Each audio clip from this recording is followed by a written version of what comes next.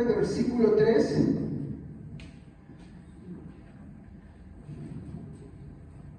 Y quisiera por favor que alguien lo pueda leer. A ver. Señor, si tú no perdonaras nuestros pecados, Señor, ¿quién sobrevivirá? Muy bien. Entonces, mi objetivo en esta mañana, ¿no?, es que todos los aquí presentes interioricen y reflexionen sobre mi texto base, ¿no? Tengo acá otra versión que dice: Señor, si tú te fijaras en nuestros pecados, ¿quién podrá sostenerse en tu presencia? ¿No? Entonces quiero hacerles unas preguntas acá con las cuales quiero desarrollar mi tema. ¿Es posible estar en pie delante de Dios si nuestros pecados son examinados por Él? Mi otra pregunta: ¿existe, ¿no?, solo alguna cosa que esté escondida delante de Él? Entonces son estas dos preguntas las que quiero llevar a la reflexión bajo este salmo que dice: Señor, si tú examinares, si tú vieres nuestros pecados, ¿podrá alguno sostenerse? Si tú no lo perdonas, ¿podrá alguno salir libre? ¿Podrá permanecer en pie? Entonces mis dos preguntas vuelvo a reformularlas, vuelvo a formularlas, a repetirlas en esta mañana. ¿Es posible estar en pie delante de Dios si nuestros pecados son examinados por Él? ¿Existe solo alguna cosa que esté escondida delante de Él? Son preguntas, como dije, que vamos a resolver en esta mañana. Acá también quiero entrar una chiquita, ¿no? Existe dentro del romanismo la famosa doctrina de la Inmaculada Concepción. ¿Ustedes saben qué es la Inmaculada Concepción? Sí, yo creo que algunos se van a pensar: María siempre virgen. No, esa es otra doctrina. Inmaculada Concepción es una doctrina abominable. ¿Por qué les voy a decir que es abominable? No, pastor, porque otra vez con el catolicismo es que es abominable porque, miren, yo tampoco la sabía. Después estudiándola, cuando tú ves incluso su catecismo, te das cuenta qué es lo que dice. Inmaculada Concepción es la doctrina o el dogma romanista, papista, que te enseña que al igual que Jesús es sin pecado, ¿estamos ahí? ¿Ya? Jesús es sin pecado, ¿no? Pues María fue concebida también sin. Exacto. Entonces, eso es un dogma de fe. Si tú no crees en eso, eres anatema para los romanistas, porque se creen con sus cosas, porque yo la verdad que no lo acepto. ¿Por qué? Porque María, cuando hace la oración, ella dice: reconozco al Señor mi Salvador. Ella reconocía. O sea, esa invención que los romanistas han hecho de María es un invento. Ellos han fabricado una María diferente. O sea, por eso yo les digo otra vez: ustedes no coqueteen con el romanismo. ¿Entienden? No coqueteen. No digan: ay, sí, pero la Inmaculada Concepción pareciera que apunta al nacimiento de Jesús, ¿no? Inmaculado, y que virgen, por eso, ¿me entienden? No, pero no es eso. Inmaculada Concepción apunta a María, que ella también es sin pecado. Apunta a eso. Y por eso es una doctrina abominable. La Biblia que dice, hablando Juan, ¿no?, si alguno dice que no tiene pecado, le hace a él y la verdad no está. Por eso esa doctrina, ese dogma es falso. Es una invención romanista. ¿Me entienden? Pero también la llevamos a otros niveles. Cuando estamos escuchando la palabra de Dios, empezamos a hacer categorías de que, bueno, ¿qué pecados me va a examinar Dios? No, sí tiene muchos que examinar. Todos tenemos fallas, todos tenemos pecados, los cuales, mi hermano, si es que Dios los examina, y me gustó cómo decía la versión. Hermano Cielo, ¿qué versión de la Biblia que tienes? ¿Ah? Ya, ¿puedes repetirlo otra vez, por favor? Señor, si tú no perdonaras nuestros pecados, Señor, ¿quién sobrevivirá? Muy bien, si tú no perdonaras los pecados, ¿entiendes? ¿Quién sobrevivirá? O sea, ¿es posible que una persona pueda estar de pie delante de Dios sin que Dios perdone sus pecados? No. No puede, es imposible. No hay ni un solo ser humano. El único que fue, y la única persona que fue sin pecado es Jesucristo. Jesucristo fue concebido sin pecado. ¿Me entienden? Entonces, esto es lo que nosotros vemos de la inversión romanista, es una locura. Obvio, sin ser romanistas, cuando tú, que me escuchas el mensaje en esta mañana, no consideras lo que es esta expresión de que todos tenemos pecados, pues este texto no va a causar ningún impacto en tu vida. Cuando este texto te dice, no podrá alguno, ¿no?, estar de pie delante de Dios, y tú dices, bueno, pues no, sí puedo estar de pie, y es que no puedes. Porque al examinar todos tus pecados, la sentencia ¿cuál es? La muerte, el juicio. Por eso otra vez el texto dice, ¿no? Señor, si te fijaras en nuestros pecados, ¿quién podrá sostenerse en pie? La versión palabra es para todo, como dice muy bien. Qué bueno. Dice, ¿no? ¿Podrá sobrevivir alguien? Si tú no perdonas los pecados, ¿podrá sobrevivir la persona? ¿Podrá estar en pie? ¿Podrá sostenerse? Y la respuesta es no puede. No puede. Por lo tanto, a excepción de Jesús, no hay ninguno, mi hermano, que no tenga pecado. Todos tienen pecados. Por lo tanto, esto nos pone a nosotros contra la espada y la pared, apuntando a una sola respuesta y una sola solución. Pero entendiendo bien claro la condición que tenemos, la condición en la que estamos inmersos. Ningún ser humano es libre de... Exacto. De una o de otra forma le hemos fallado. Y hoy vamos a explorar esa parte. Muy bien. Entonces quiero ir a mi primer punto.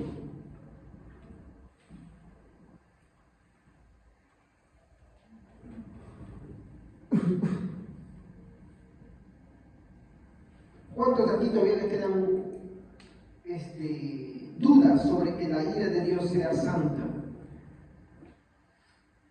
Cuando hablamos de santa, hablamos de algo inmaculado, perfecto, bueno, no comparado a la ira que puede tener el hombre. Es corrompida, muchas veces sesgada por sus propias cosas, sino hablamos de la ira proveniente de Dios. Yo creo que hasta estas alturas, de tantas veces que ya hemos tocado este tema, comprendemos eso, ¿no? La ira de Dios es tan buena como el amor de Dios, no es menos.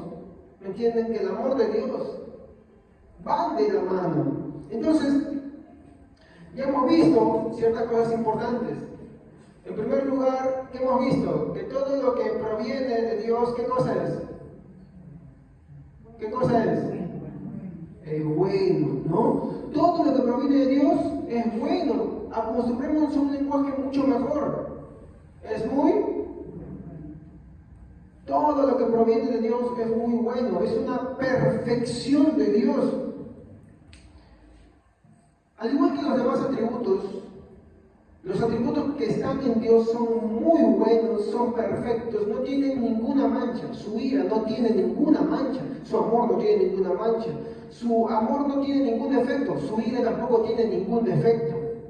Por lo tanto, su ira, al ser santa, es muy buena. Tenemos que acostumbrarnos a este lenguaje, ¿por qué?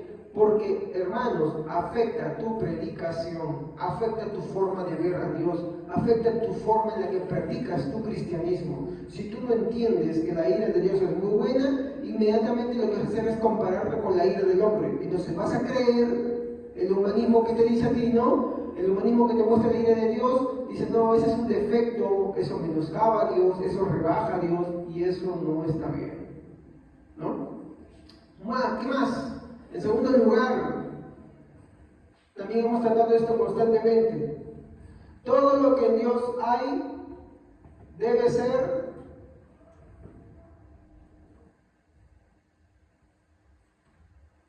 adorado.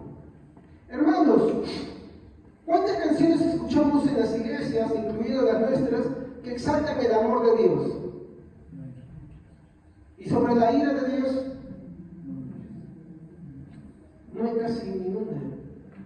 Por ahí una que otra. Nuestra modernidad está plagada como un pensamiento. Por eso es que me tomó tanto tiempo de hablar sobre la ira de Dios. ¿Y sabes cuál es ese pensamiento? Consideran que la ira de Dios es una tacha. Entonces, está tan impregnada en nuestra psique, en nuestro pensamiento, que a la hora de componer, solamente componemos flores y amor. ¿Y por qué? Porque, miren, por ejemplo, yo critico una canción que no está mal, a mí también me gusta. Por ejemplo, Me robaste el corazón. Alex Campos, es una bonita canción, sí, lo reconozco. Pero hermanos, es una canción de doble filo. ¿Por qué? Porque muy bien la puedes estar cantando a Dios porque no te menciona a Dios, y muy bien la estás cantando a una mujer porque no te menciona el nombre de nadie. ¿Me entienden? Y se presta para eso. Pero ahí hablamos de la ira de Dios. Hablamos de la ira. No, señor. ¿O cuántas canciones ustedes escuchan de la ira de Dios? ¿Saben dónde yo veo la ira de Dios alabada? En la Biblia. Yo lo veo en los salmos. Por eso cuando Pablo habla, ¿qué hay cuando se rompe? Hay palabra, hay revelación, hay lengua, hay salmos, hay himnos. ¿Por qué?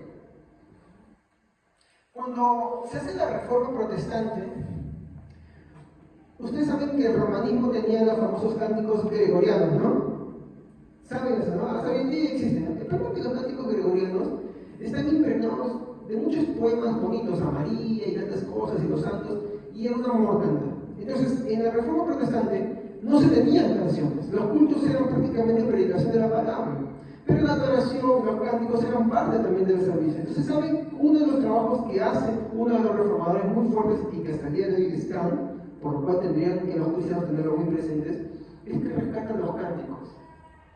Desechan las intenciones gregorianas, porque eso es gregoriana, mi hermana, no son desde los primeros años de la iglesia, eso va desde un punto. ¿Qué hacen? Rescatan los salmos, y eso es lo que ustedes tienen que entender. Entonces, ¿qué hace Calvino?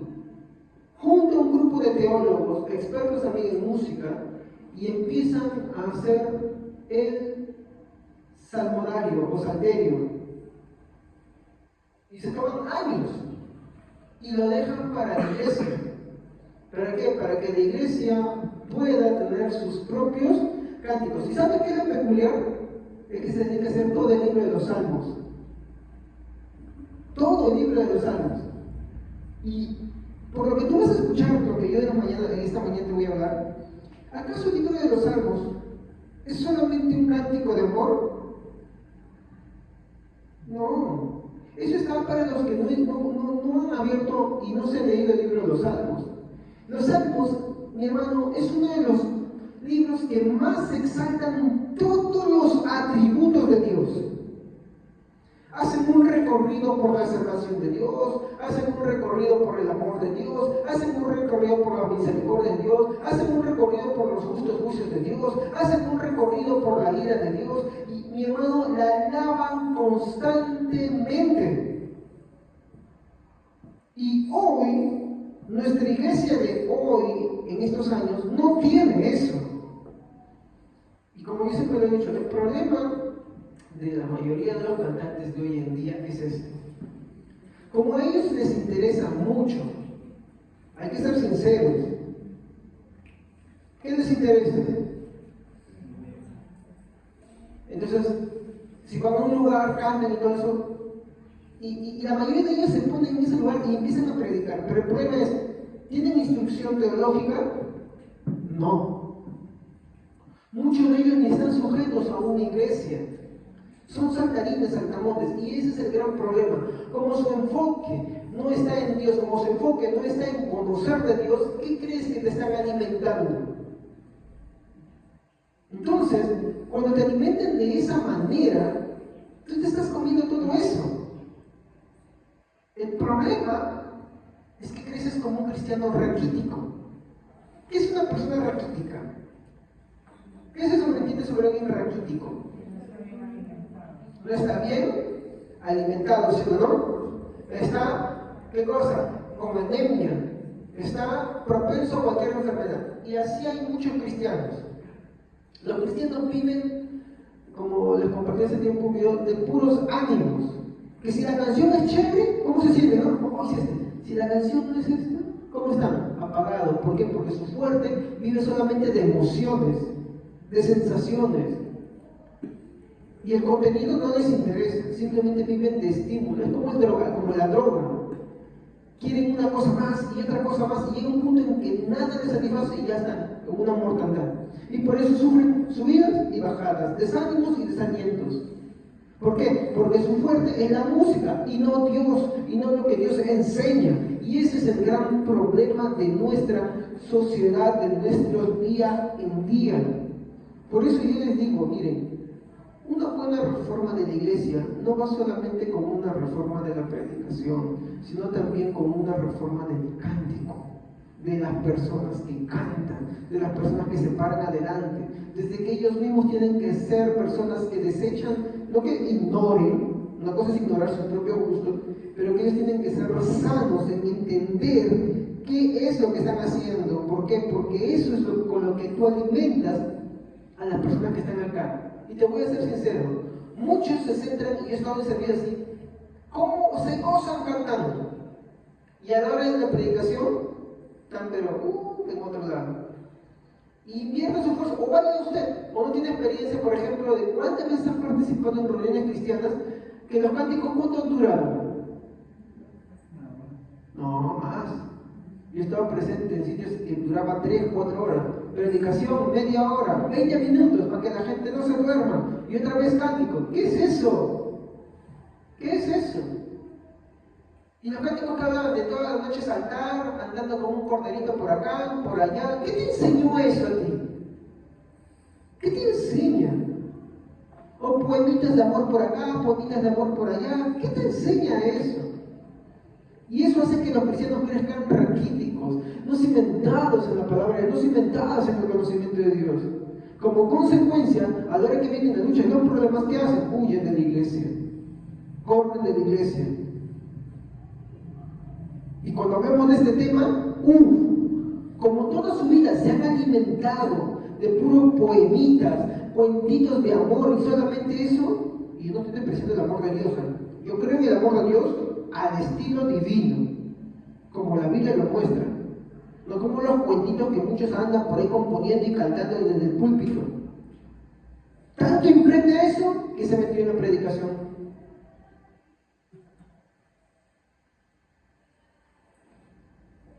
Entonces, tenemos que comprender que la ira de Dios es digna. Cuando hablamos de que algo es digno, es que merece ser adorado. Entonces yo le daría una exhortación acá a todos los hermanos, preocúpense, porque si solamente su repertorio es de cantantes que les gusta hablar del amor, deséchenlo. ¿Saben por qué? Porque un buen cantante es como un buen predicador. Agarra en su repertorio y pone de todo. Y cuando habla de todo, habla de los atributos de Dios que tienen que ser alabados. Y fíjense, ¿quién alaba de la ira de Dios? ¿El pastor se alaba? Sí se alaba. Yo les voy a mostrar en esta mañana que sí se alaba. Muy bien. En tercer lugar,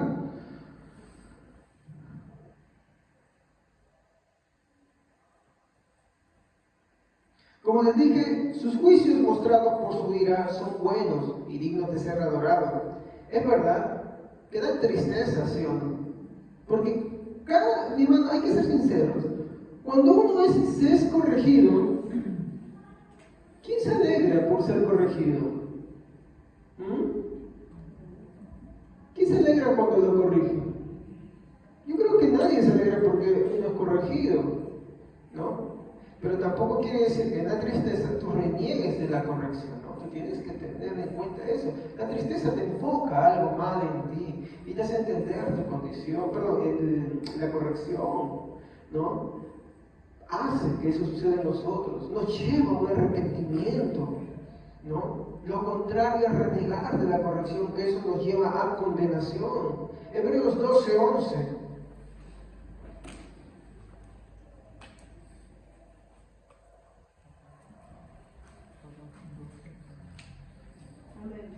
Es verdad que ninguna disciplina al presente parece ser causa de gozo, sino de tristeza, pero después da frutos apacibles de justicia a los que en ella han sido ejercitados. ¿Qué es un ejercicio, hermanos? ¿Qué es un ejercicio?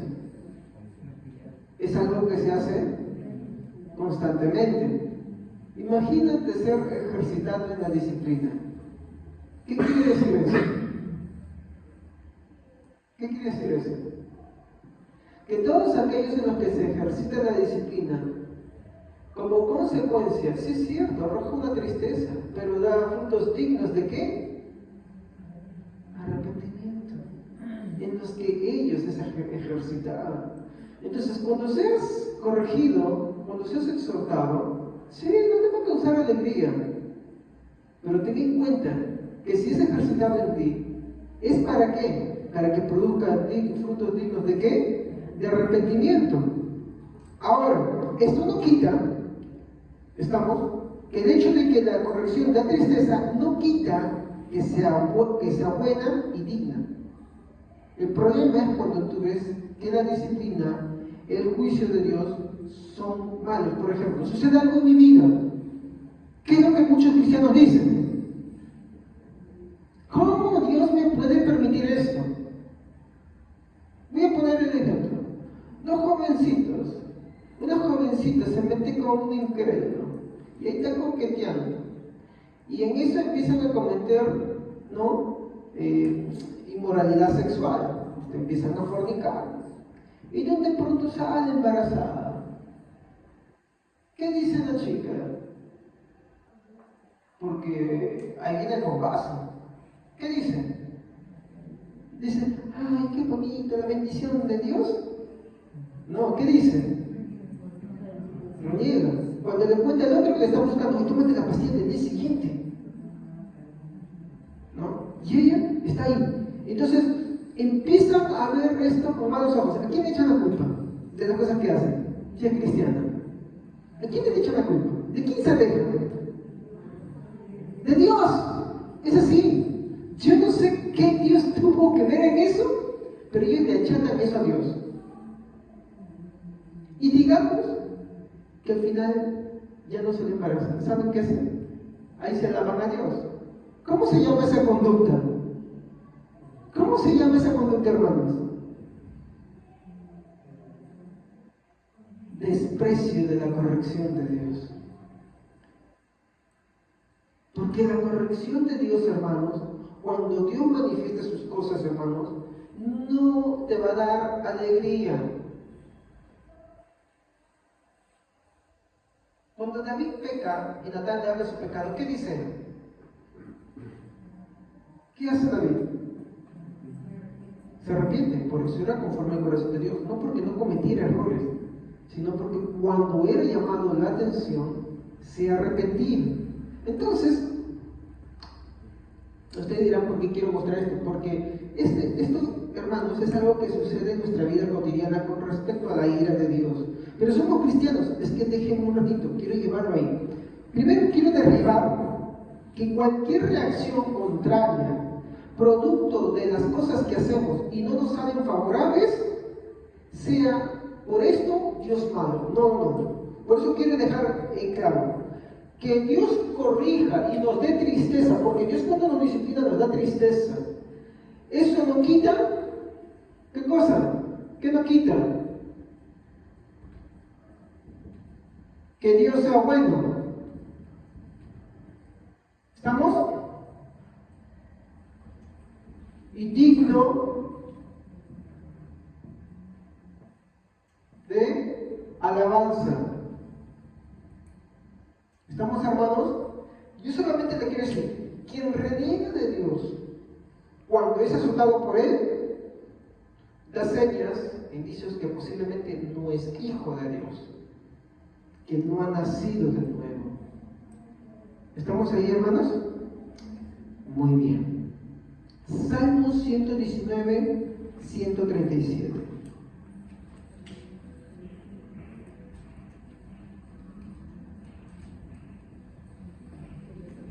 Amén. Señor, tú eres justo y tus órdenes son correctas. Señor, tú eres justo y tus castigos son correctos, dice mi versión. Cuando Dios castiga, ¿deja de ser justo? No. Él sigue siendo justo. Él sigue siendo bueno. Él sigue siendo digno de alabanza. Y es por eso que, hermanos, nosotros no debemos consentir el pensamiento, ni de nosotros ni de nuestros hermanos, que cuando somos corregidos por el Señor, empecemos a querer blasfemar de Dios. Y esas reacciones se ven siempre en el alejamiento. Los cristianos se alejan. Y eso no es correcto. Apocalipsis capítulo 15, versículo 2 al 4.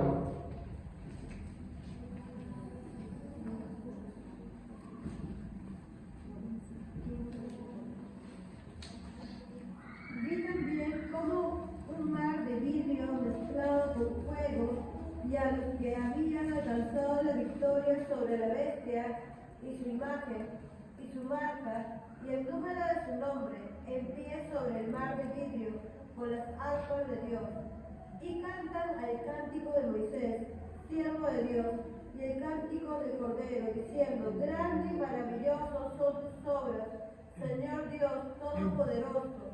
Justo y verdadero son tus caminos, Rey de las santos. ¿Quién no te temerá, oh Señor, y glorificará tu nombre? Pues solo tú eres santo, por lo cual todas las naciones vendrán y te adorarán, porque tus juicios se han manifestado. La adoración es causada por el motivo de qué, según lo que estamos viendo acá en Apocalipsis. ¿A causa de qué?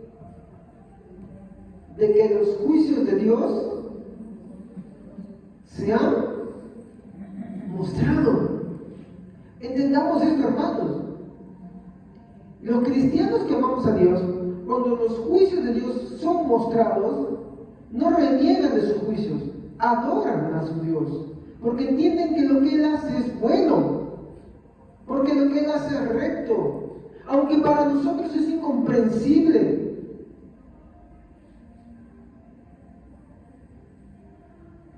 A ver, veamos un ratito Éxodo 15, para que vean ustedes de qué está hablando acá. Y vamos a tomar dentro de este mismo capítulo a dos personas. Versículo 1. Amén. Luego Moisés y el pueblo de Israel tomaron el siguiente cántico al Señor. Cantaré al Señor porque ha triunfado gloriosamente a el mar, el caballo y el jinete. A ver, ¿por qué está adorando Moisés? No, pero ¿qué hizo Moisés? O sea, ¿qué hizo Dios? O sea, vean, o sea, no lean, sino entiendan el contexto. Entiendan el contexto de lo que ha pasado ahí. ¿Qué está diciendo Moisés? ¿Por qué eres digno? ¿Qué ha hecho Dios por lo cual Moisés está adorando? Echó al mar, al caballo y al jinete. ¿De quién? De Faraón. Entonces Moisés está diciendo: grande eres tú, Señor. Miren, porque arrojaste al jinete y al caballo. Tú eres digno de ser adorado. ¿Se dan cuenta? Y si piensan que es la única persona que lo está diciendo ahí, miren la respuesta, porque es un cántico correspondido. Vayamos al versículo 21. Y María te respondía: cantad a Jehová, porque en extremo se ha engrandecido. Ha echado y el mar al caballo y al jinete. ¿Qué dice? Si por si fuera poco, el cántico es respondido por alguien más y dice: oh, sea el Señor engrandecido porque arrojó al jinete y al caballo al mar. En pocas palabras, grande sea Dios que ahogó a nuestros enemigos. Eso es lo que está acá sucediendo. Resulta que cuando vemos en la iglesia, y tomamos esta aplicación, sobre cómo es que esto debe ser adorado, ¿puede que haya alguno acá que esté refutando? Moisés canta esto y tiene un eco. ¿Saben qué es ese eco? María y las mujeres. Miriam y las mujeres están respondiendo a ese cántico con otro cántico. ¿Y el cántico es contrario a lo que Moisés está diciendo? No, es lo mismo. ¿Entienden? Entonces aquí hay que ver, mi hermano, cómo es que Dios es adorado, porque ha hecho sus juicios. No podemos renegar sus juicios. Mire, hermano, voy a ser bien sincero. Cuando por cabezas duras pecamos contra Dios y Dios nos corrige, con lo que sea que nos corrija, sea grande o pequeño, hermanos, aunque nos duela, Dios debe ser adorado. Porque al final, hermanos, Él es justo. Antes de que yo hable de las razones, hay que entender que Dios es justo, porque le hemos ofendido. ¿Estamos? Eso no hay que quitarlo. Ahora, no lo voy a dejar con todo esto simplemente así, porque no quiero que ustedes entren en un fatalismo. Yo, ay, eso sí, Dios me castiga por todo. Espérense, déjenme acabar esto. Muy bien. Para seguir reforzando esto, Apocalipsis 19, versículos 1 y 4.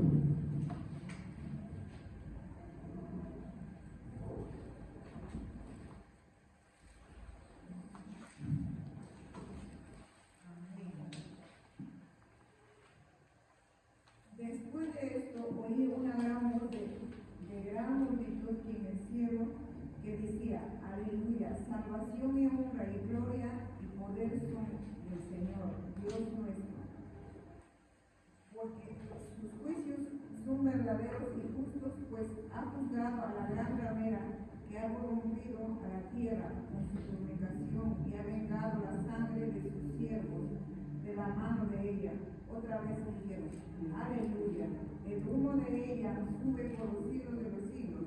De los 24 ancianos, de los 4 seres vivientes, se postraron en tierra y adoraron a Dios que estaba sentado en el trono y decía: Amén, aleluya. Muy bien, esta habla del juicio de la gran ramera. No quiero ver mucho eso porque si no me extendría acá, pero quiero centrarme en el juicio. El juicio dice: ella en un día es enjuiciada y es quemada, y su humo sube por los siglos de los siglos. ¿Y qué dice? Que esta debe ser, ¿qué cosa? Este juicio sobre ella debe ser, ¿qué cosa? Adorado. Porque Dios es justo, bueno y santo. A ver, otro hermano que lea Apocalipsis 14:7. Amén.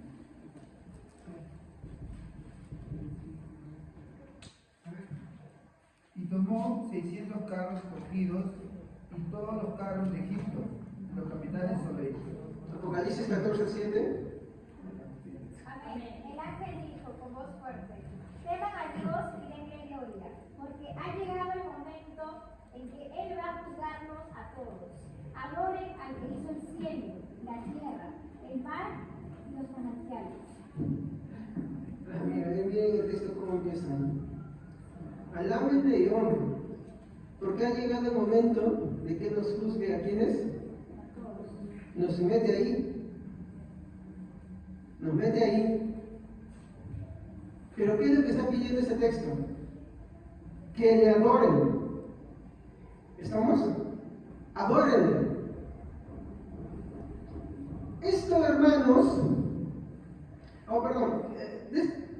Hay muchos más textos, hermanos, que de forma amplia y abrumadora vamos a ver en la Biblia que muestra el atributo de la ira de Dios sobre que éste merece la misma adoración como cualquier otro atributo. Entonces yo quiero que al finalizar sobre este ciclo que estamos hablando de la ira de Dios, se nos quede esta idea muy clara. La ira de Dios, su juicio, debe ser adorado. ¿Es malo o bueno? Ahí ya les encuentro la duda. Es bueno.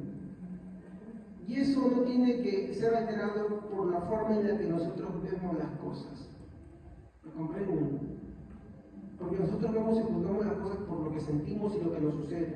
Pero eso no tiene por qué alterar el por qué Dios es justo y por qué su justicia es buena y su ira también es buena. No tienen por qué alterarlo. No le podemos imputar injusticia a Él. Porque hay que entender, todos los seres humanos le han fallado a Dios. Todos se han rebelado ante Dios y todos merecen el infierno. ¿Me comprenden? Todos. Ahora,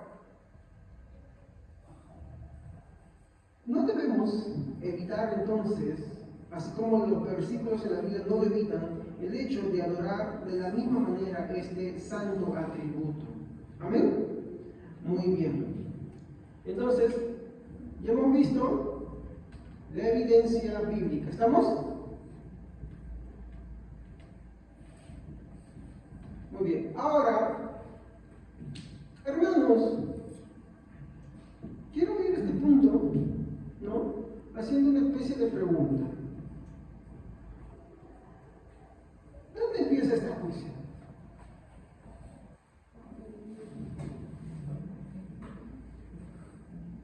¿Dónde comienza este juicio?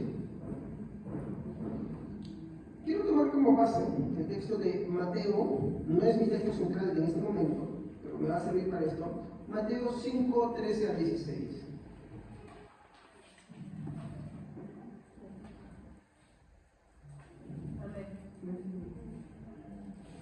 Vosotros sois la sal de la tierra, pero si la sal se desvaneciere, ¿con qué será salada?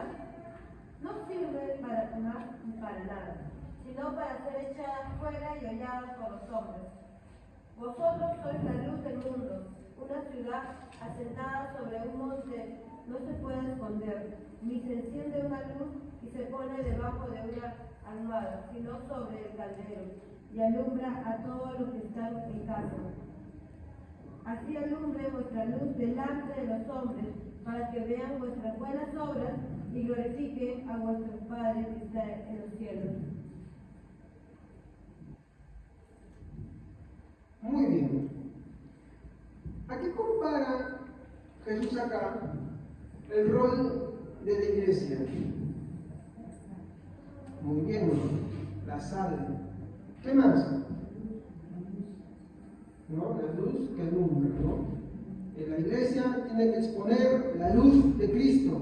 La iglesia, al hablar de Cristo, sazona a este mundo, evitando que este mundo avance más rápido a su degradación.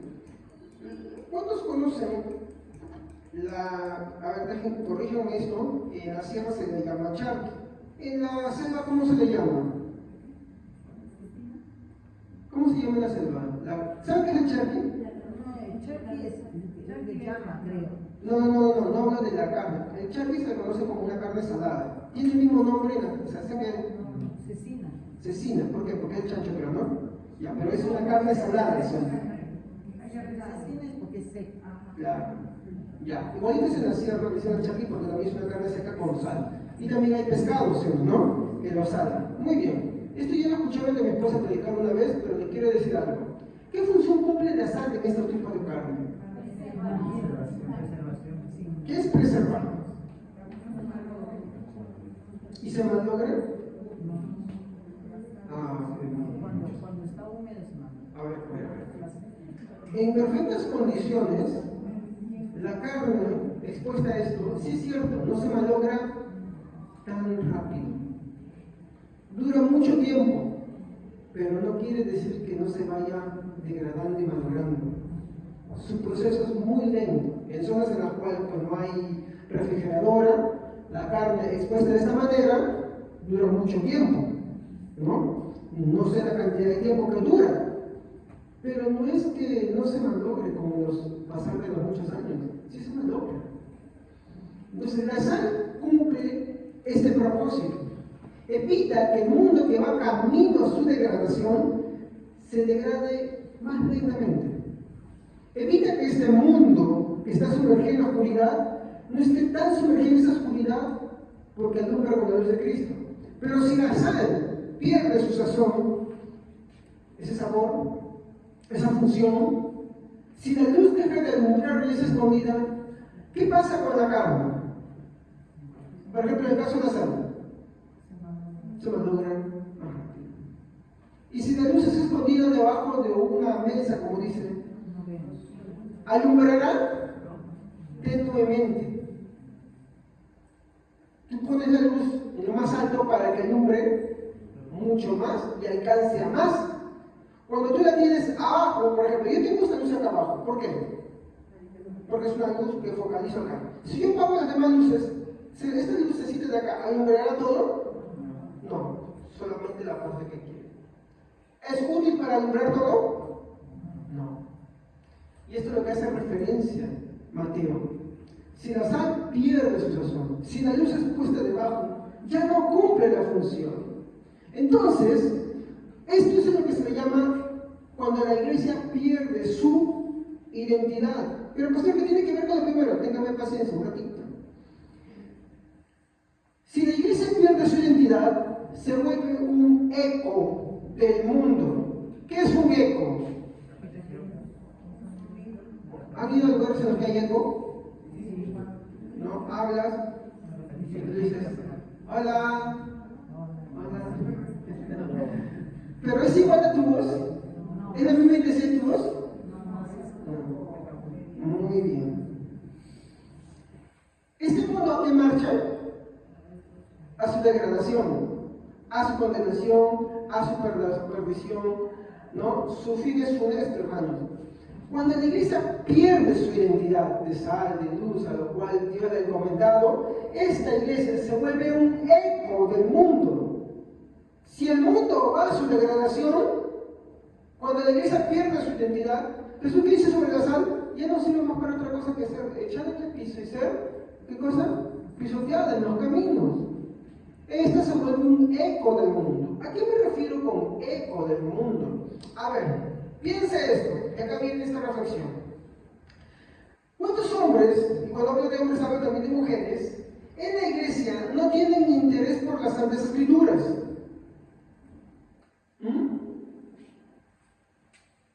Díganme ustedes, hermanos.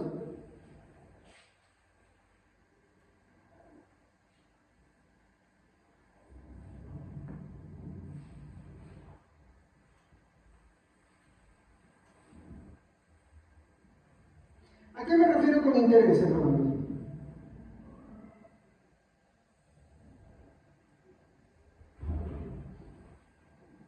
¿A qué me refiero con interés?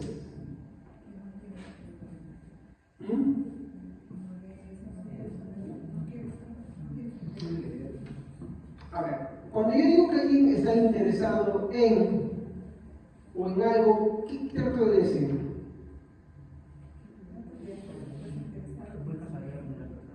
Estás preocupado, eres constante, ¿no? Por ejemplo, cuando estás enamorado, ¿estás interesado en la persona?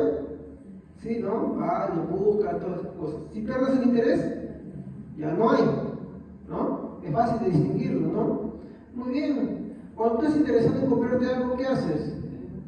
Ahorras, te abstienes de ciertas cosas, no gastas. Y si tú simplemente no haces eso, ¿qué quiere decir? Que no tienes interés, ¿sí o no? Muy bien. Entonces, cuando yo hablo de interés en las Santas Escrituras, ¿a qué me refiero? Hermanos, no hagan una distinción porque ustedes me han respondido muy bien, ¿eh? Es lo mismo. ¿A qué me refiero con interés en las Santas Escrituras? No te preocupa, no te interesa, no eres persistente en la lectura y el estudio de las Santas Escrituras. Cuando la luz cuando la iglesia pierde esa sal, deja de ser la luz, es un eco de este mundo. ¿Por qué? Porque así como los hombres y mujeres, ¿no? Si me interesa en la Biblia, o sea, pierden ese interés, hablo de hombres cristianos, así igualito, ¿dónde lo vemos esto? ¿Cuánto más lo vemos esto en quién?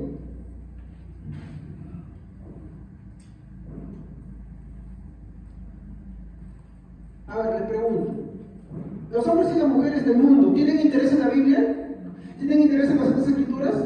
Y cuando los hombres y mujeres de la iglesia, los hombres y mujeres cristianos, no tienen interés en las Santas Escrituras, pero sí saben, la respetan por ahí, no tienen hasta que sea una por ahí, la traen, la leen de vez en cuando en la iglesia porque te fuerza. ¿Y qué se vuelven? Un eco de este mundo. ¿Por qué? Porque ya perdieron su sabor, porque escondieron la luz abajo. Vamos a otra cosa más. A ver, piensen lo siguiente. ¿Cuántos cristianos no tienen interés en escuchar y acercar la predicación?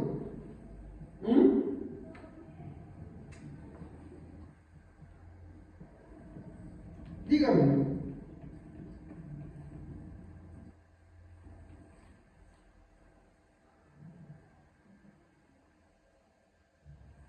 ¿Cómo vemos ese caso acá, hermanos?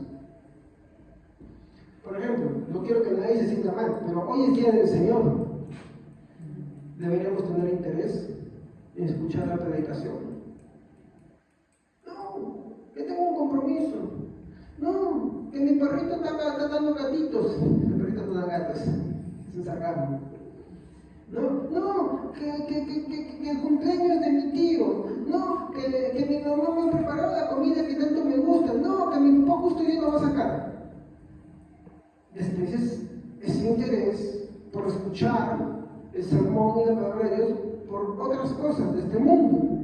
Y estoy hablando de cristianos. ¿Estamos? Entonces, díganme una cosa.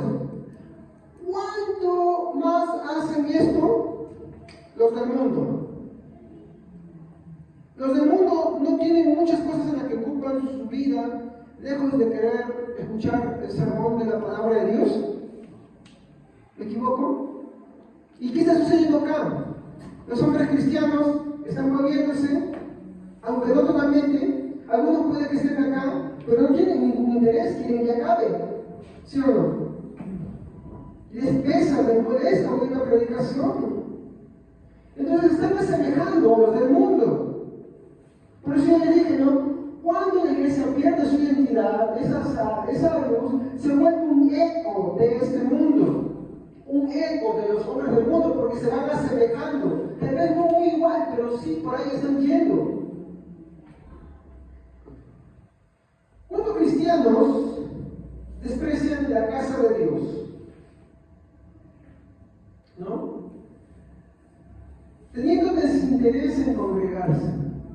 Primero de escuchar el sermón, ahora de querer congregarse. Hay muchas razones ya. La misma que para escuchar el sermón. Que esto, que aquello, que lo otro. Todas las cosas son primarias antes que Dios. Entonces, tienen mucho interés en muchas cosas. Cuando esas cosas aparecen, entonces el congregar se vuelve algo secundario. Para ellos no es primario, es secundario. Si tengo esto, aquello, lo otro, para mí eso es primario. Si tengo un compromiso en este mundo, eso se vuelve primario. La casa de Dios se vuelve secundario. Entonces es algo el mismo ejercicio mental. Los hombres de este mundo no hacen lo mismo. ¿Sí o no? Muy bien. Ahora, yo quiero pedirle que medite este texto. Primera de Pedro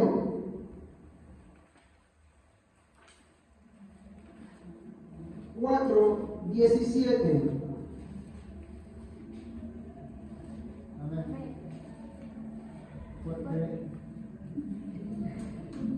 No se puede. Porque es tiempo de que el juicio comience por la familia de Dios. Y si comienza por nosotros, ¿cuál no será el fin de los que se rebelan contra el Evangelio de Dios?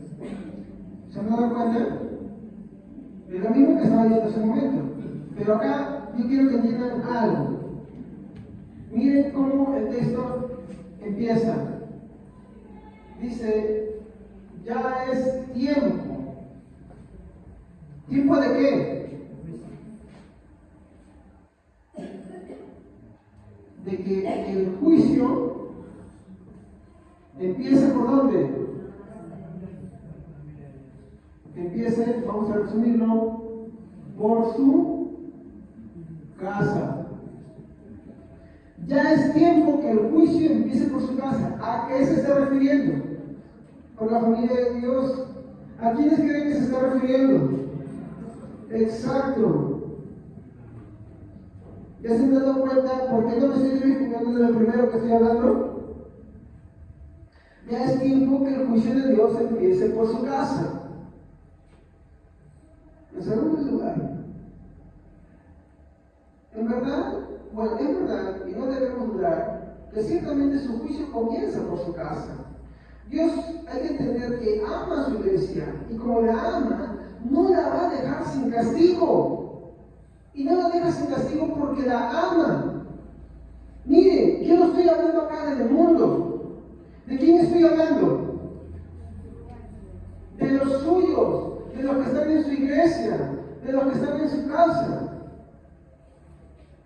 Vamos a buscar Amós 3:2.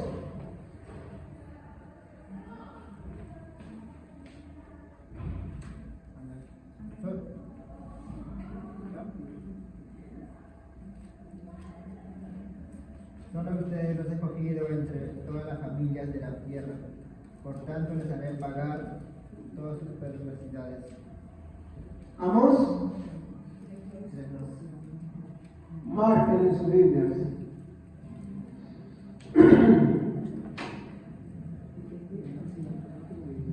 A ver, hermanos, yo quiero que entiendan algo. La forma en la que, como Dios ve las cosas es muy diferente. Incluso a los suyos, cuando nos castiga, es diferente. Incluso el castigo cuando Él nos inflige castigo, cuando Él nos trae sufrimiento, no lo hace como nosotros. Nosotros tenemos la tendencia a ser muy aventados, no pacientes. Por ejemplo, David cuando peca, ¿Dios agarra y demuestra su pecado inmediatamente? No. ¿Cómo lo hace? ¿Cómo lo hace?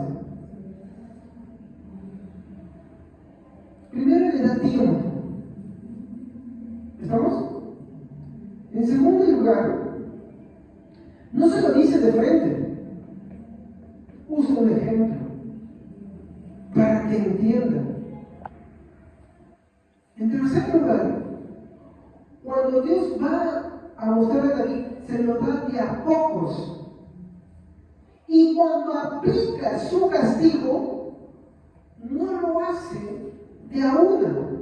Porque si lo hace de a una, el hombre no soporta. Es fulminado por ella. Entonces, ¿qué hace? Si le advierte, le dice, mira, aquí la espada no se va a quitar de tu casa, todo lo que hiciste, yo daré la luz de esto y esto. Y yo me pongo a pensar, ¿cuántas veces David habría pensado que ya era eso?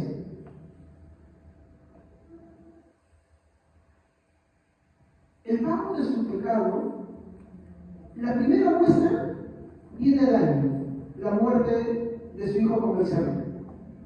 El segundo, ¿cuándo viene?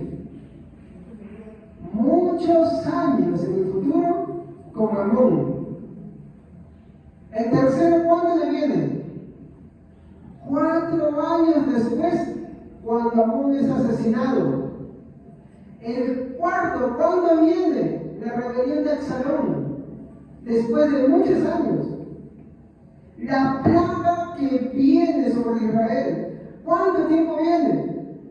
Hermanos, y es que Dios cuando castiga, castiga de a pocos. A veces nosotros, perdón, miren hermanos, sí es cierto, a veces en nuestro servicio cometemos cosas y nosotros tenemos que tener presente algo. La disciplina de Dios no viene de una, viene de a pocas. Porque el fin de Dios, a diferencia con los que marchan a la condenación, es diferente. El fin de Dios con nosotros es ¿qué cosa? Educarnos. Y al educarnos, su disciplina y su castigo vienen de pocos.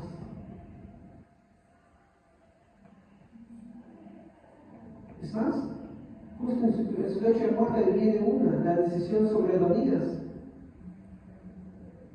No pagó el hombre. ¿Y por qué? Porque el fin de Dios no era destruir a David, era ¿qué cosa? Educarlo. Por eso el texto que dice otra vez, primera de Pedro 4:17, que ya es tiempo y el juicio empieza por los suyos. Y yo te pongo acá a que tú analices algo. Hermano, ¿tú has pecado contra Dios? Entonces, puede que alguien diga, no, yo no he pecado. Te estás equivocando. Es cierto, algunos han pecado en magnitudes diferentes. Algunos más, otros menos. Pero ¿tú crees que Dios te dejará sin corrección? ¿Tú piensas que Dios marcha y obra de esa manera? No, yo esto no le quiero meter miedo, sino que yo te quiero decir que Dios es tan amoroso que sí es cierto, como dice Amós 3:2, de ninguna manera te voy a dejar sin castigo. Por todas tus necesidades te voy a castigar. Pero el fin del castigo sobre nosotros no es destrucción, sino es el amor. El fin de su ira es el amor. El fin de su ira es correctiva. Por eso el juicio empieza por los suyos, primeramente. Entonces, cuando vengan situaciones y cosas a tu vida, no reniegues de eso. No te resistas al justo juicio de Dios. No te resistas a la corrección de Dios. ¿Por qué? Porque ciertamente lo hace, porque en verdad te ama.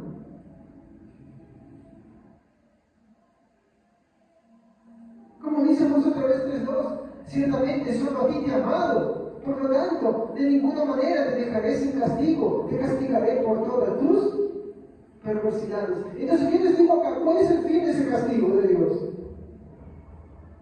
¿Cuál es el objetivo de Dios al obrar de esa manera?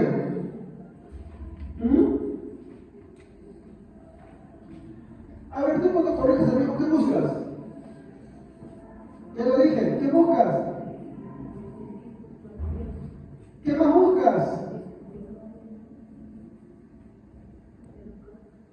bien. ¿Qué más buscas?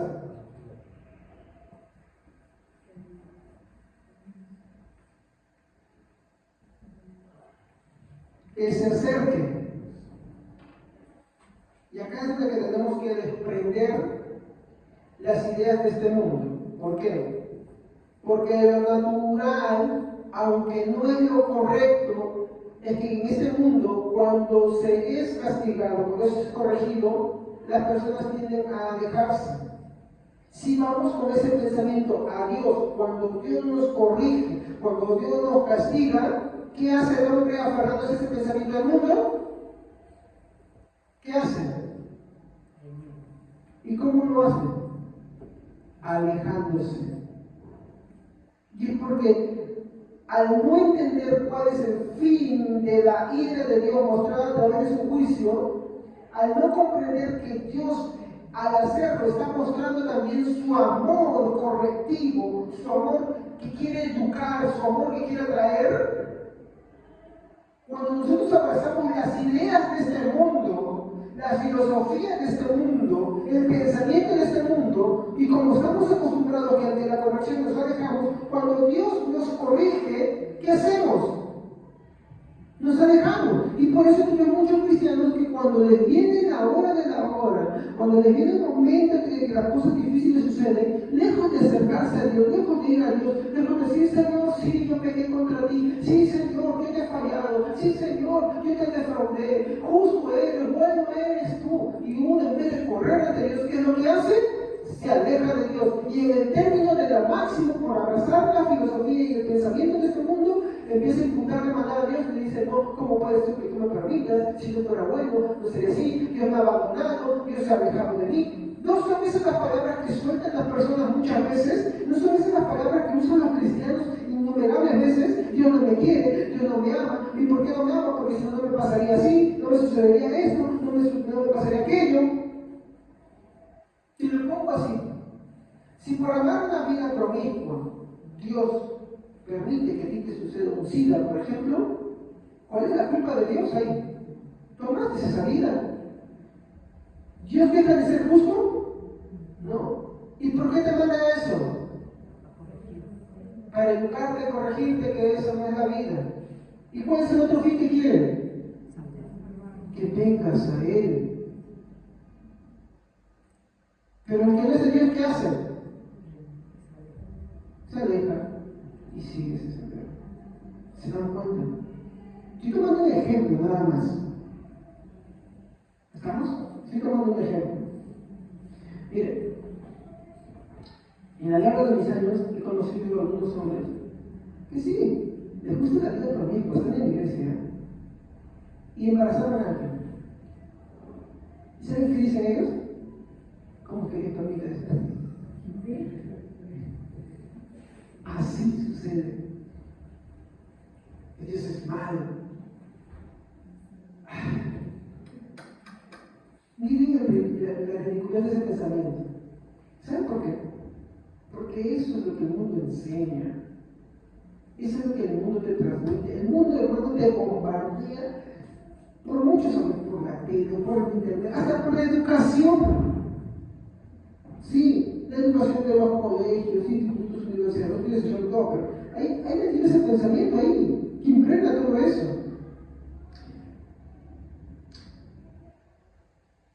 Hermanos, eso es tan pesado, tan fuerte, que cae el pensamiento del cristiano.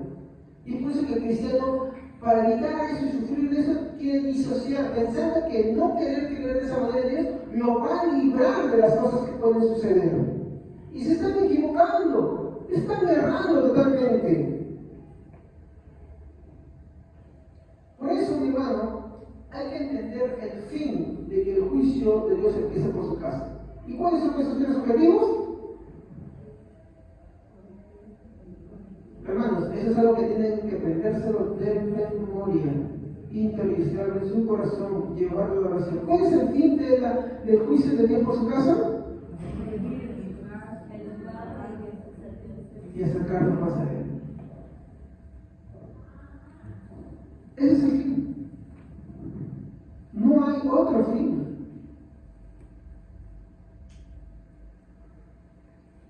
Entonces ya hemos visto dónde empieza, ¿ok? Ahora en tercer lugar, vamos a ver esto. Y yo voy a ser bien incisivo en esto. Dios es justo.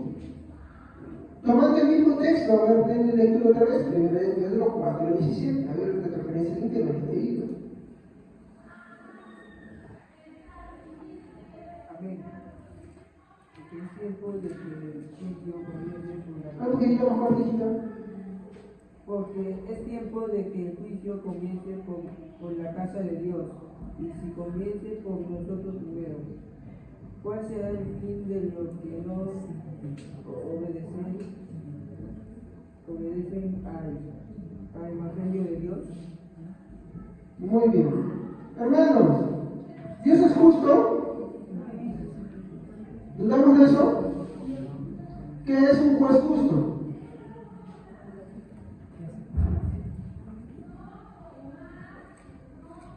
¿Qué es un juez justo?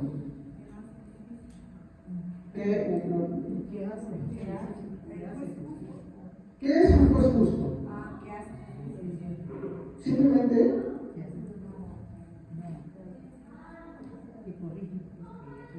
que imparte muy buena justicia, hermanos. Pero quiero que entiendan acá, cuando estamos hablando de Dios, hermano, estamos hablando de cosas muy buenas, ¿ya? Cuando hablamos de un juez que hace muy buena justicia, estamos diciendo que Él es recto en todos sus juicios. ¿Estamos? Entonces, si Dios es justo, quiero que me escuchen esto. Dios... Uy, acá voy a escribir con otro color.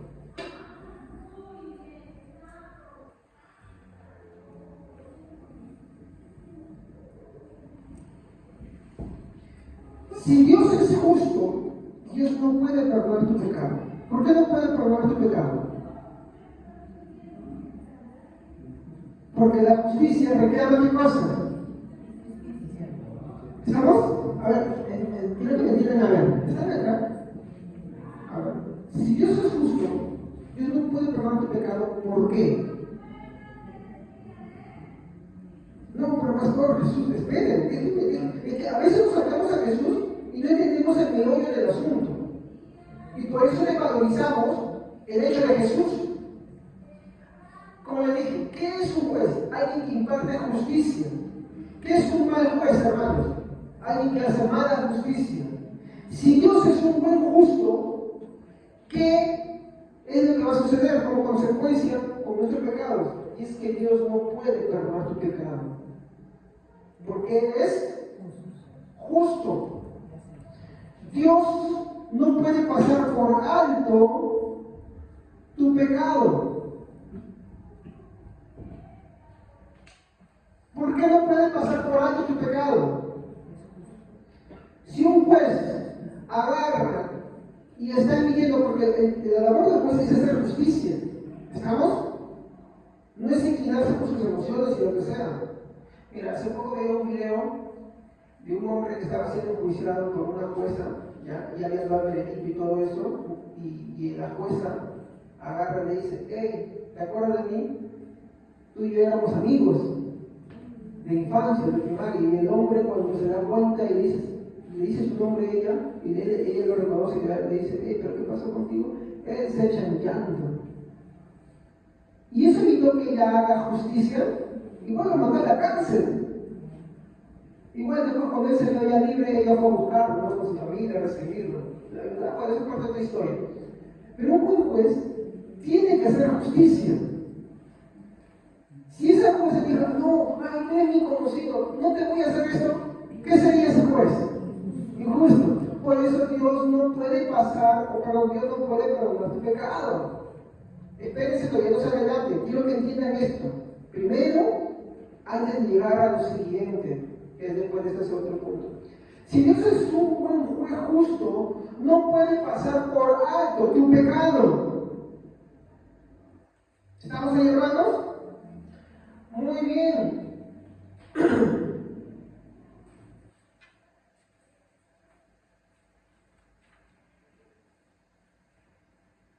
Vayamos a ver, este tema se me pasó, Jeremías 30:11, antes de llegar a este punto. Jeremías 30:11. Amén. Porque yo soy contigo, dice Jehová, para salvarte, y haré consumación en todas las gentes entre las cuales te esparcí. En ti, empero, no haré consumación, sino que te castigaré con juicio y no toleraré y te talaré del todo. A ver, este es Jeremías 30:11. Miren, hermanos, ¿qué es lo que está diciendo? Que a los suyos no castiga.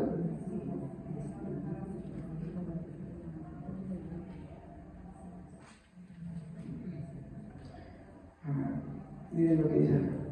Porque yo estoy contigo para salvarte, dice Jehová, y destruiré a todas las naciones entre las cuales te esparcí, pero a ti no te destruiré, sino que te castigaré con justicia. De ninguna manera te dejaré sin... Wow. Y volviendo al ejemplo de David, hermanos, ¿cuántos hemos fallado a Dios?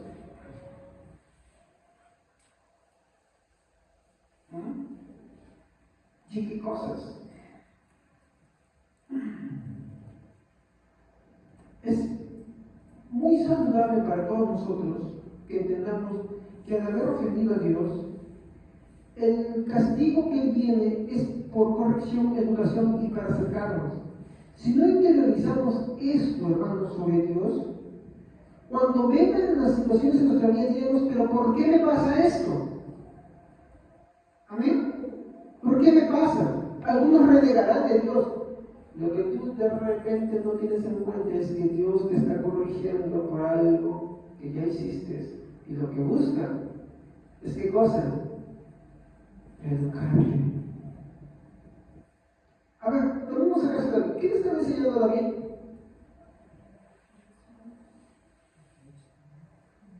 ¿De qué manera lo estaba educando Dios a David?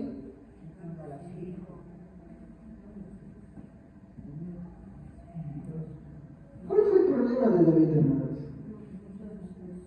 Amaba mucho a las mujeres.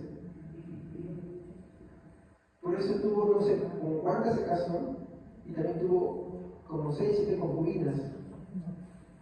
¿Se han dado cuenta? ¿Y qué hace Dios con sus mujeres? A las concubinas las quita de una, y a sus esposas van una tras otra. ¿Qué le está educando? ¿Está educando? ¿Qué quiere que le esté enseñando? ¿Ah?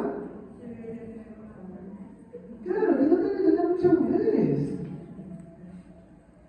Ahora, vean esto paradójico que le sucede. Al final de la vida de David, yo digo, no digo que sea así, ustedes saben que David tuvo una enfermedad al final de su vida, con lo cual murió haciendo.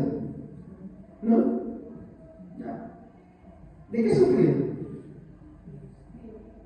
Escalofríos.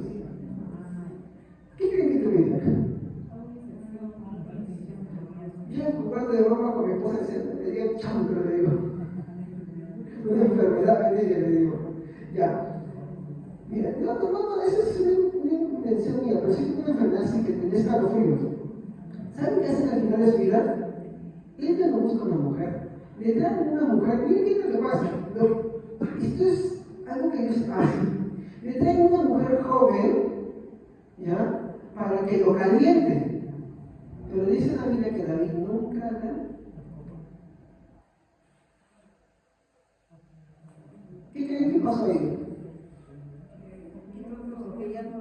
No. A ver. ¿Qué creen que pasó ahí? Primero, hay muchas cosas que usted tiene que ver que yo ya lo había enseñado. La primera pregunta es, ¿qué le había enseñado? ¿Qué? Con esta educación, ¿qué enseñanza le había dado? Claro. y que en esta ocasión ahora tenía una ahí que lo habían puesto por un tema de salud, por así decirlo, pero él no anda. ¿Se dan cuenta? Después de tanta chacarra que les dio. Ahora, esa justicia, ese juicio, esa ira mostrada en David, porque Dios dijo, no vas a guardar tu casa, ¿fue para destruirlo o para qué fue? ¿Cómo se llama la enseñanza cuando se da? Ahí está, en el segundo punto. Educación. Te castigo esto para que no aprendas, para que se te quite el hacer esto. ¿No damos cuenta de eso? A ver, por ejemplo, aquí es un mujeriego y tiene muchos hogares, sufre de esos. ¿Qué creen que está aprendiendo? Pero claro, no quiere, eso es para su destrucción. Pero digamos que un cristiano hace eso. La vida no es fácil. Ahora tiene que trabajar por 3 hogares, porque la hija no tiene que mantenerlo, y si no le cae juicio por acá, le manda por allá, ¿sí o no? Muy bien. Y se lo pierde al cristianismo. ¿Qué Dios le está educando ahora? Las consecuencias. ¿Y qué no debe de hacer? Y que ahora Dios quiere que venga. ¿Se dan cuenta? Y es por eso que le dije, no, Dios no puede perdonar tu pecado, porque Él no puede pasar por alto tu pecado. Él no lo puede pasar. Entonces tengamos eso en cuenta cuando pecamos contra Dios. Dios no se cierra los ojos ante nuestros pecados. Ay, mi pastor, ya pasó 10 años, ya me casé, ya me arreglé cuentas con Dios. ¿Sí? ¿Sí? ¿Tú? ¿Y quién más lo dice? ¿Tú piensas que Dios es soportable? Ya te soporté con eso, ya me puse a aprender. ¿Sí? ¿Y tú y cuántos más? Tienen que quitarse esas cosas. Así no funcionan las cosas. Algunos piensan que ya me caso, ya arreglé mis cuentas con Dios, ya estoy bien con Dios. ¿Quién te dice eso? O sea, tú te casaste, pero la lección no las aprendí. El problema no fue el matrimonio. El problema es que a ti te gusta la promiscuidad. Y ese es el tema principal ahí. ¿Qué cosa quieres que se hace? No he visto, no. Justamente porque ama, castiga. Porque ama, disciplina. Entonces, para que no nos quedemos ahí con los consolados, hermano, ay, Dios no puede perdonar tu pecado, no puede pasar por tu pecado, eso es verdad. Eso es verdad. Pero hermanos, hay que entender que esto que estoy poniendo acá es vital para poder valorar el papel que desempeña nuestro Señor Jesucristo. Cuando tú entiendes que Dios no puede perdonar tu pecado, que Dios no puede pasar por alto, que Él no se va a cerrar los ojos ante el pecado de los que dicen ser suyos, es cuando el papel de Cristo toma importancia. Porque de lo contrario, hay cristianos que ya no hacen las cosas para Dios como un agradecimiento a Dios, sino que empiezan a hacer las cosas pensando que así las cosas que hacen quedan parchadas. Y esa es una herejía que se llama sinonismo. ¿Has visto, por ejemplo, que parte de María dice, no, dame tu dinero para que parte con Dios, para que Dios te bendiga? Existe eso también sin dinero. ¿Saben cómo se llama? Con obras. Entonces empiezan a hacer buenas obras porque piensan que haciendo buenas obras Dios los va a perdonar. Y ya no hacen buenas obras porque amen a Dios, sino porque piensan que así. Por ejemplo, miren, yo no digo que por ejemplo una pareja que comunica no se tenga que casar. Yo solamente digo dos cosas, o se casan o se separan. ¿Estamos? Pero una cosa es casarse porque quieren hacer bien las cosas y otra cosa es pensar que con casarse la ofensa con Dios o contra Dios desapareció. No te equivoques, no entres por ahí, no vayas por ese camino, no pienses que eso, igualito Dios te va a castigar, igualito Dios te va a corregir. Eso es lo que tienes que entender, porque de lo contrario tú estás diciendo que el acto, porque muchos cristianos no hacen eso, ese es el problema. Muchos cristianos van diciendo casándose y están muy felices, están bien en un momento feliz. Pero piensan que haciendo los ojos de Dios, Dios está pasando. Yo digo, entonces, ¿qué papel cumple el Cristo? Nada. Ninguno. Y ahí está el error. Ahí está el error. Con eso yo no estoy diciendo que dejen de hacer unas cosas. Entonces en esto arregla su situación. ¿Entiendes? Que si uno está haciendo algo mal, se miente. Eso no quita eso. Pero lo que estoy diciendo que se debe quitar es que pensando que al hacer eso, con eso estás parchando tu deuda con Dios. No. Tú no puedes parchar deuda con Dios. No puedes. Por eso que yo dije, ¿no? Si Dios es justo, no puede perdonar tu pecado. Si Dios es justo, no puede pasar por alto tu pecado. Cuando nosotros entendemos en esta situación, es donde que hay, otra vez lo que es el sermón del monte, dice, ¿no? Bienaventurando los pobres de espíritu, porque ellos verán el reino de los cielos, o ellos heredarán el reino de los cielos. ¿Por qué? Porque estás en bancarrota. No hay nada que me salve, estoy a la merced del justo juicio de Dios, mis pecados no pueden ser perdonados, Dios no va a pasar por alto mis pecados, no tengo ninguna salida, no hay ninguna solución, no puedo sacar algo de mi bolsillo, no puedo hacer algo por solucionarlo. Y es ahí donde nuestro Señor Jesucristo es el protagonista de todo. No sé si ahora me dejo entender. ¿Estamos? Ahora, creí en Cristo, Dios no me va a disciplinar. No, ese es el otro error que se comete. Una cosa es que, como David dijo, ¿no? Por ejemplo, cuando David pecó contra Dios censando al pueblo, ¿no? Dios le propinó 3 castigos. Uno fue persecución, otro fue plaga por 3 días y la otra no me recuerdo. Y la respuesta correcta era la que dijo David: caiga yo en las manos del Señor, porque en sus manos hay abundancia de misericordia. Y Dios le envía plaga, pero al darle la plaga no le manda por 3 días, se la manda por 1, ¿entienden? Pero igual no lo dejó sin castigo. ¿Y cuál fue el pecado? ¿Por qué censó? Porque empezó a poner su confianza en el número de las personas más que Dios. Dice que cuando se dio cuenta empezó a haber hecho eso. ¿Y Dios lo dejó sin castigo? No. ¿Y cuál fue el castigo? Mató una mortandad, pero dice que Dios mandó un ángel de una gran mortandad. Ya murieron un montón de personas. ¿Qué le quería enseñar el Señor a David? No pongas tu confianza en el número de personas. Olvídate de censar. ¿Estamos? O sea, no lo dejó, ¿no? ¿Pasó por alto su castigo? No. Igual. Pero ¿cuál fue el fin? ¿Destruir a David? Él no murió. ¿Cuál fue? Corregirlo, educarlo y que se acerque más a él. ¿Entienden? Porque al hacer eso, al censar al pueblo, ¿se estaba alejando de Dios? ¿Sí o no? Sí. ¿Estaba dejando de confiar en Dios? Sí. Y cuando Dios lo castiga, ¿cuál es la reacción de David? Ahora va al Señor. ¿Estamos? ¿Se dan cuenta? Entonces, cuando uno ama a Dios, la corrección, el castigo, el juicio de Dios viene con un fin. ¿Cuál es?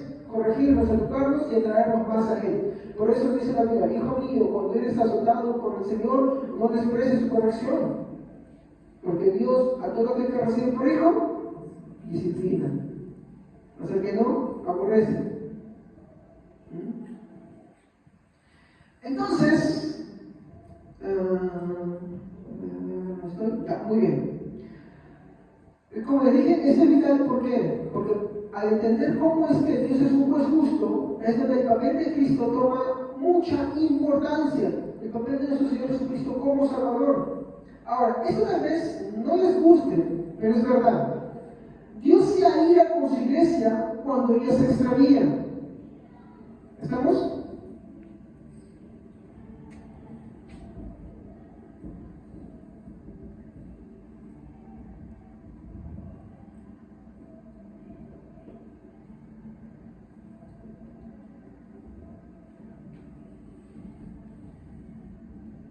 Y eso lo vamos a ver bastante en los primeros capítulos de Apocalipsis.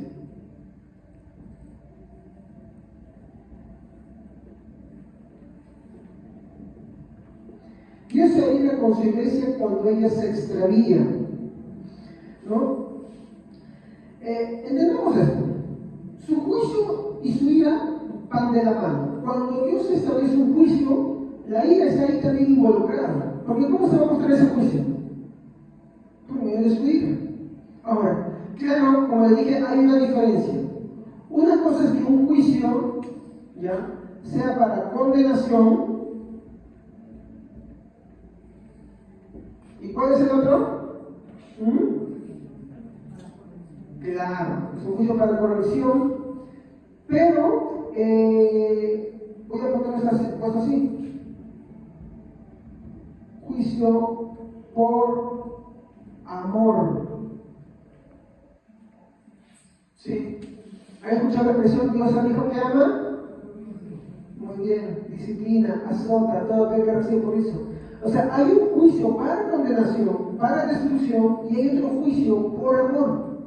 Pero el que sea un juicio por amor no implica que Dios castigue, no implica que Dios no azote. Eso tenemos que tenerlo claro. Pero acá hay un punto en común. En ambas, Dios se aira.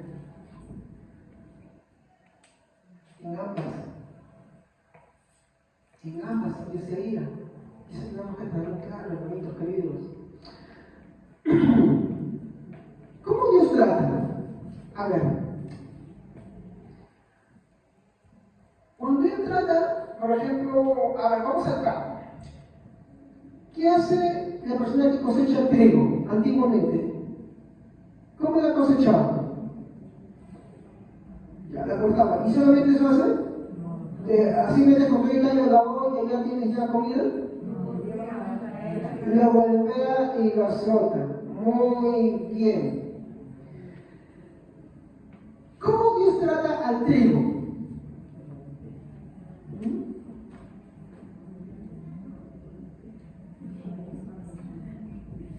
¿Ah? A ver, díganme, fíjate, esa la pueden entrar.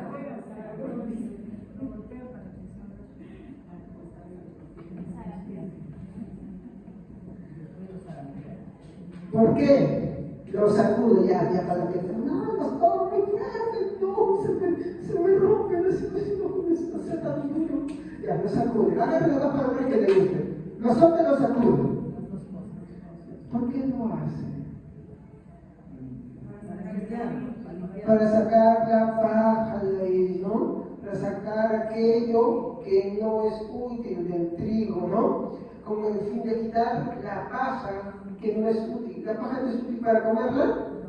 No te es útil para comer, ¿no? Entonces, cuando Dios hace eso, quita. ¿Qué cosa quita? Vamos a decir la paja, ¿ya? Muy bien. Vamos acá a borrar esto.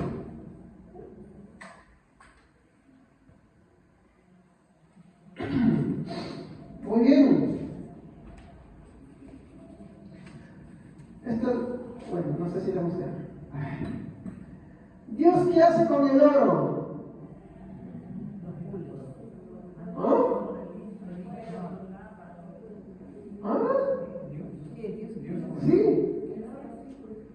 Dios, ¿qué hace con el oro?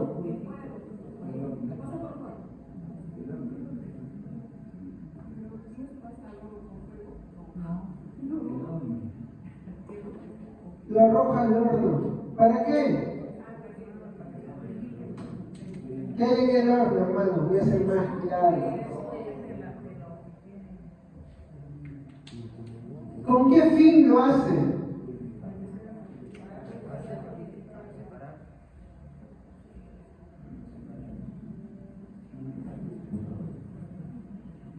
Eliminar impurezas, de tal manera que la calidad del oro se hace mucho mejor, se vuelve más puro.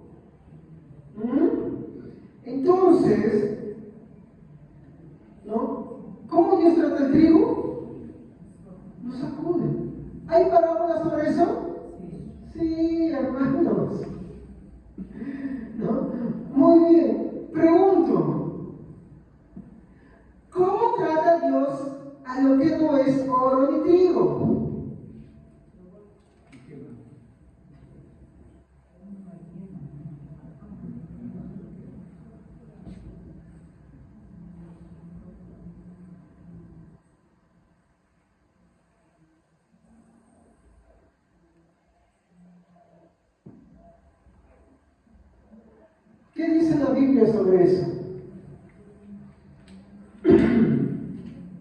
Antes de llegar a eso, ¿por qué tomo esa metáfora? A ver, si tú eres cristiano y tú eres hijo de Dios, tú tienes que entender que como el trigo te va a sacudir, te va a soplar para quitar lo que no es útil. Si tú eres hijo de Dios, eres hija de Dios, Dios como al horno te va a arrojar al horno para eliminar las impurezas, para hacerte más puro. Cuando tú ves el libro de Apocalipsis dice, ¿no? Y ¿no? Que están vestidos de qué?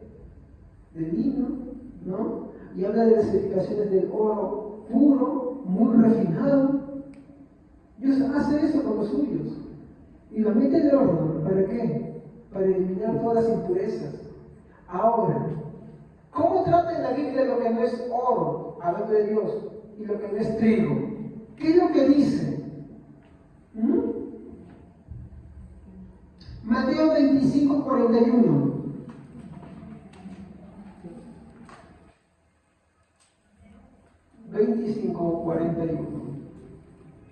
Entonces dirá también a los de la izquierda: apartados de mí, malditos, al fuego eterno preparado para el diablo y sus ángeles. Un favor, hermano Aldo, ¿me puedes apoyar?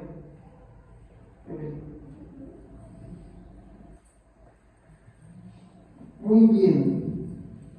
¿Qué hace con lo que no es oro ni trigo? ¿Qué hace? El fuego eterno. Pregunta, ¿el oro es mandado al horno para siempre? No es mandado para siempre. ¿El trigo es sacudido todo el tiempo? No. ¿Con qué objetivo lo hacen esto? De quitarnos las cosas, de limpiarnos, de purificarnos. Y ojo, no estoy hablando de purgatorio, por si acaso, ¿ya? Estoy hablando de la corrección que Dios nos hace en esta vida, el castigo que muchas veces Dios inflige porque somos así para educarnos, para enseñarnos, para corregirnos. ¿Estamos, hermanos? Y en cuanto a los otros, sí es para destrucción. ¿Por qué? Porque los manda al infierno por los siglos de los siglos.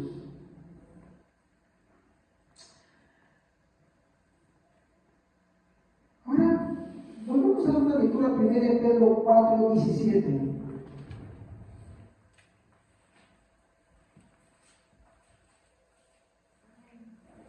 Porque ya es hora de que empiece el juicio que comenzará con la familia de Dios.